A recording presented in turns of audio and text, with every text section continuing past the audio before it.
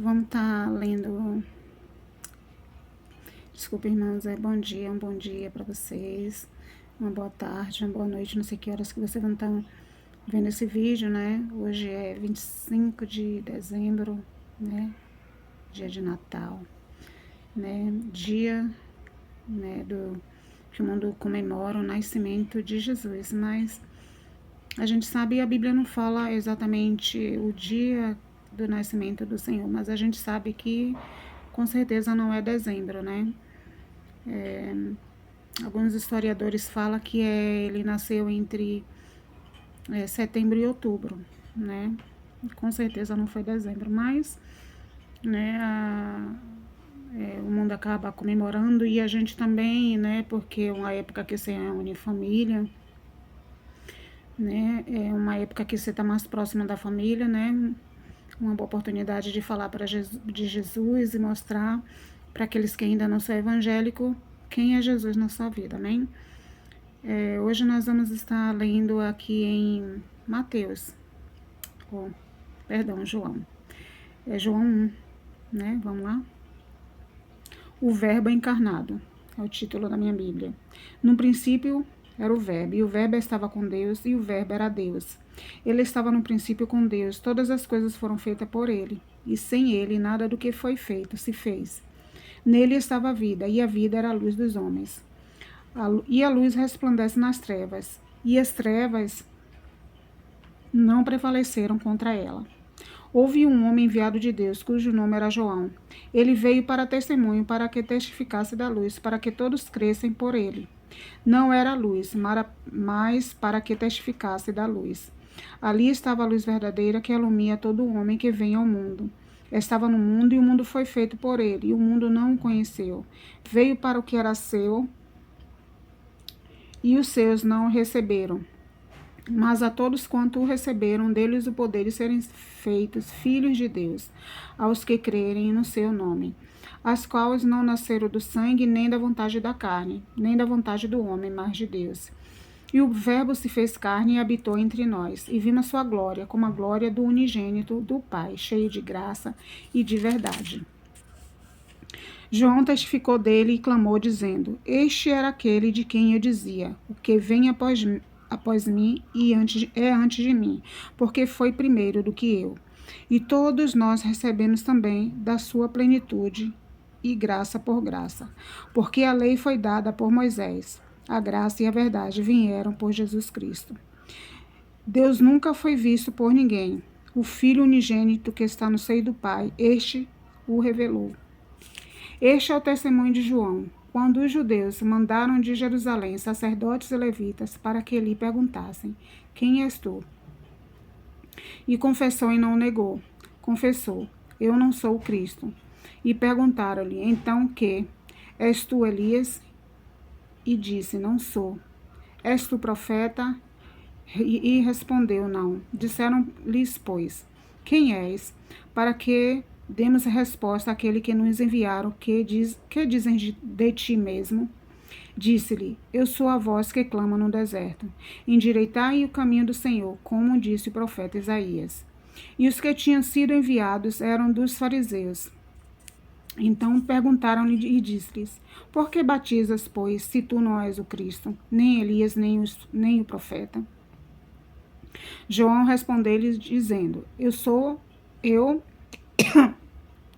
Desculpa, queridas. Eu batizo com água, mas no meio de vós está um a quem vós não conheceis. Este é aquele que vem após mim, que é antes de mim, do qual eu não sou digno de desatar a correia da sandália. Essas coisas aconteceram em Betânia, do outro lado do Jordão, onde João estava batizando. No dia seguinte, João viu a Jesus que vinha para ele e disse: Eis o Cordeiro de Deus que tira o pecado do mundo. Este é aquele do qual eu disse: Após mim vem um homem que é antes de mim, porque foi primeiro do que eu. Eu não o conhecia, mas para que ele fosse manifestado a Israel, vim eu, por isso batizando com água. E João testificou, dizendo: Eu vi o Espírito descer do céu como pomba e repousar sobre ele. Eu não conhecia, mas O que me mandou a batizar com água, esse me disse: sobre aquele que vire de seu espírito e sobre ele repousar, esse é o que batiza com o Espírito Santo. E eu vi e tenho testificado que este é o Filho de Deus. No dia seguinte, João estava outra vez ali, e 2 dos seus discípulos. E vendo, pois, ali andar Jesus, disse-lhe: Eis aí o Cordeiro de Deus. E os 2 discípulos ouviram-no dizer isso e seguiram a Jesus. E Jesus, voltando-se e vendo que eles o seguiam, disse-lhes: Que buscais? E eles disseram: Rabi, que traduzido quer dizer mestre, onde moras? Ele lhe disse: Vinde e vede. E foram e viram onde ele morava. Então ficaram com ele aquele dia, e já era quase a hora 10ª, que é em torno de 2 da tarde, né? Em torno das 2 horas da tarde. Era André, irmão de Simão e Pedro, um dos que ouviram aquilo de João e os havia seguido. Este achou primeiro a seu irmão Simão e disse-lhe: Já achamos o Messias, que traduzido é o Cristo.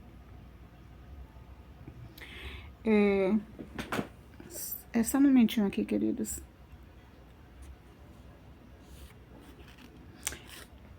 Eu tinha falado que era 2 da tarde, né? A hora 10ª, mas é em torno de 4 da tarde, tá?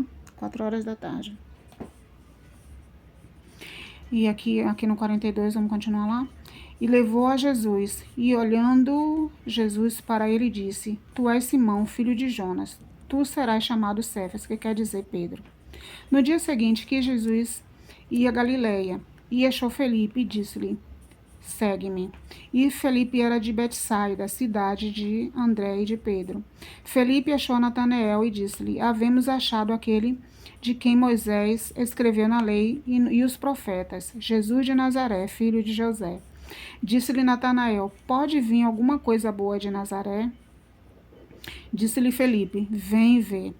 Jesus viu Natanael vir ter com ele, e disse ele: Eis aqui um verdadeiro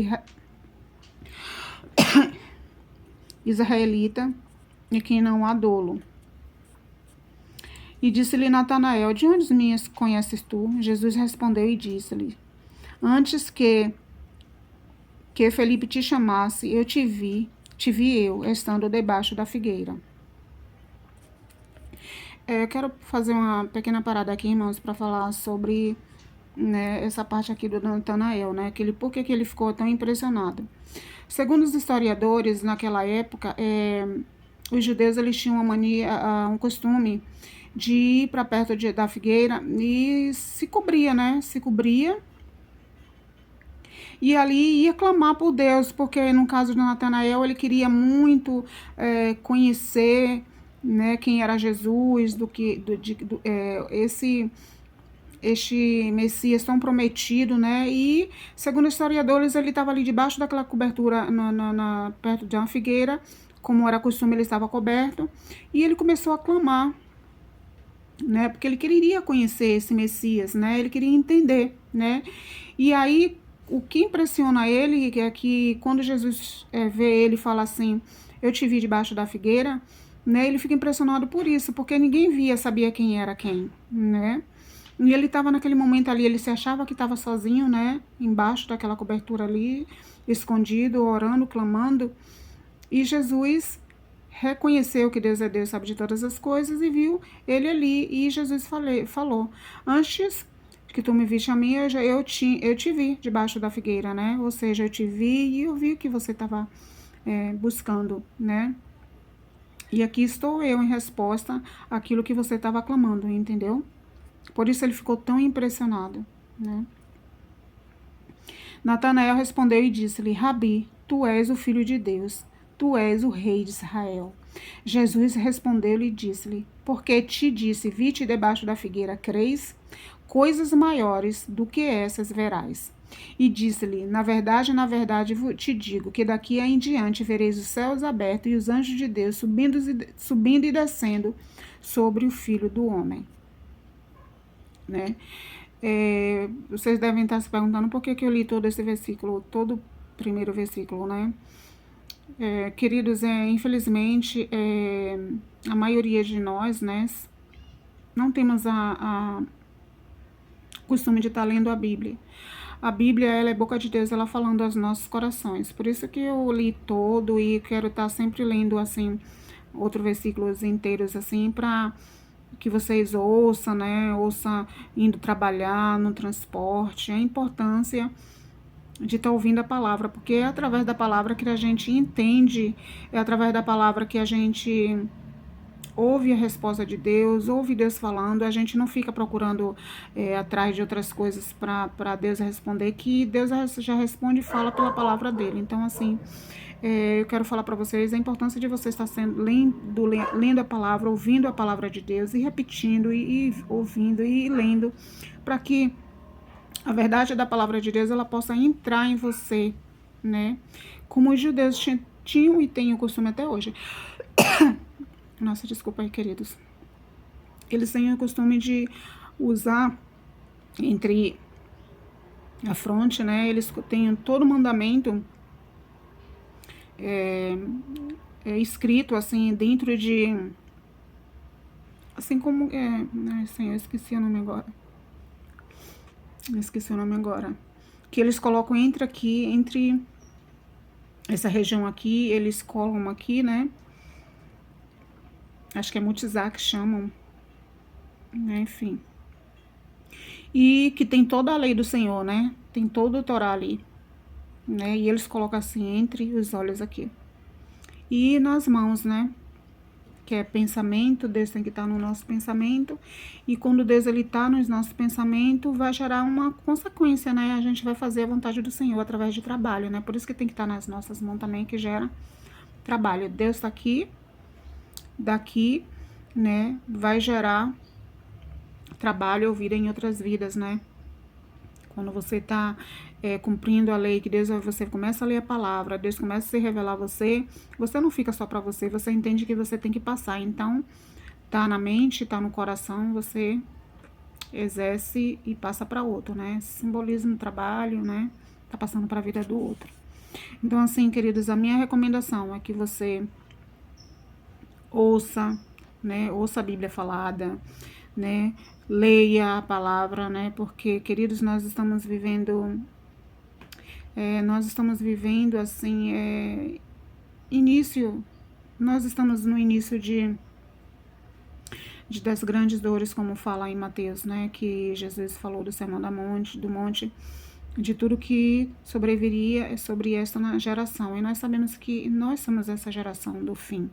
A palavra diz isso, né? Se você ler, você vai ver que nós somos essa geração. E nós sabemos que o anticristo, ele já está aí, que o nosso ambiente físico e espiritual está sendo preparado para o anticristo, né? E para a gente não ser enganado, porque a palavra diz que até, se possível, até os escolhidos, eles seriam enganados. Por que Jesus falou isso, queridos? Porque sabe que a gente tem preguiça de ler a palavra, né? Porque a gente tem tanto tempo para tanta coisa, mas a gente não tem tempo para a palavra de Deus, né? A gente não tira nem um momentinho, 10 minutinhos para ler, para falar com o Senhor. Porque a nossa vida se tornou tão corrida, a gente corre atrás de tanta coisa. Eu não tô falando que é errado, a gente precisa trabalhar, lógico que a gente precisa comer, a gente precisa pagar a conta. Mas a gente tem que dar as primícias para Deus. Essa realidade, ela não mudou, as primícias sempre tem que ser do Senhor, né? Porque de que adianta a gente ganhar o mundo inteiro e perder a alma? Né? De que adianta a gente conquistar tantas coisas? Além de nós mesmos, ainda tem os nossos, né? Nossos filhos, marido, esposa, mãe, pai, irmãos. Tem os nossos que a gente tem a responsabilidade de estar clamando pela vida deles para que não se perca, né? Então tem mais por trás de nós. Não é só sobre nós, é sobre o outro, né? Nunca se esqueça disso. Então, assim, a sua responsabilidade, né? Por você e pela sua família, buscar a presença de Deus. Ler a palavra para que você não seja enganado, sabe? Para que você não seja enganado com o sistema deste mundo que está sendo implantado. Como você não vai ser enganado? Só através da palavra de Deus, Então, queridos, leia a palavra de Deus enquanto você tem ela em suas mãos, porque vai chegar um tempo que você não terá mais. E você vai querer essa palavra e você não vai achar mais. Então, eu recomendo a você que você leia, leia, leia, até ela fazer parte de você. Porque quanto mais a gente... Você lembra, se vocês já ouviram falar, ou leia na palavra, viu na palavra, a respeito que... Por que Deus ele falava sempre para aquele povo que eles não deveriam adorar a Deus estranho? Que todos aqueles que adoravam a Deus estranho se tornavam igual a ele. Igual o Deus, né? Um Deus feito de pedra, de barro, de tábua, sei lá o quê. Então, Deus, ele fala que todo aquele que se prostra ante esse Deus se torna igual, ou seja, se torna um inútil, porque, me fala, irmãos, que função tem um Deus de pedra, feito por mãos de homem, de barro, de tábua? Fala pra mim, não tem olho, mas não vê. Tem ouvido, mas não ouve. Tem boca, mas não fala, e tem nariz, não cheira. É a palavra que fala isso. E Deus diz que todos aqueles que se prostram a esse Deus se tornam igual.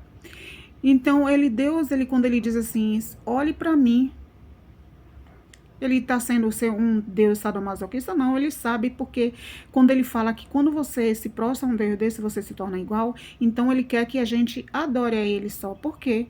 Porque quando a gente olha para o nosso Deus, para o Criador de todas as coisas, nós nos tornamos igual ao nosso Deus.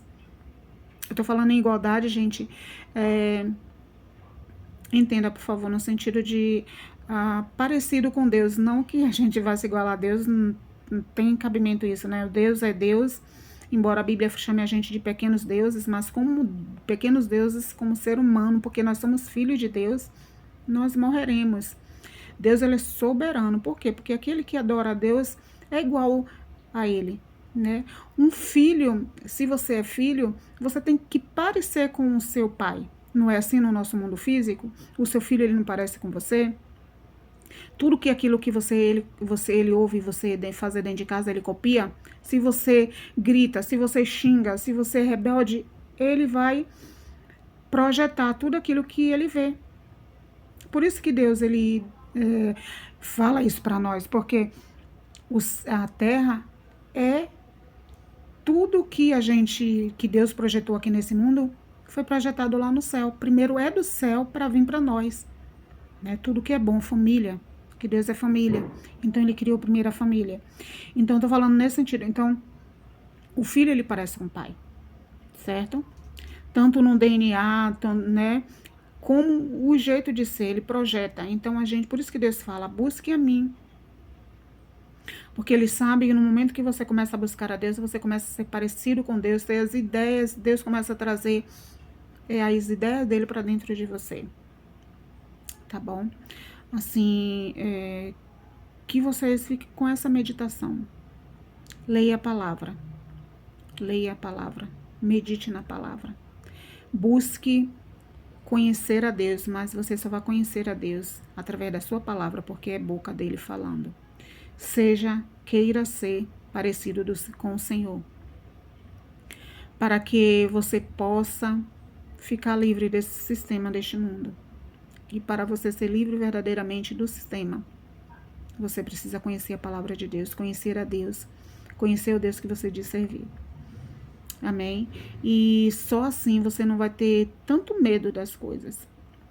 Porque você começa a ler a palavra, que é boca de Deus falando, e Deus fala que aqueles que andam com Ele, que aqueles que buscam a Ele verdadeiramente, tá debaixo das asas dele, como o Salmo 91 começa falando, né? Que aquele que habita no esconderijo do Altíssimo, a sombra do Onipotente descansará.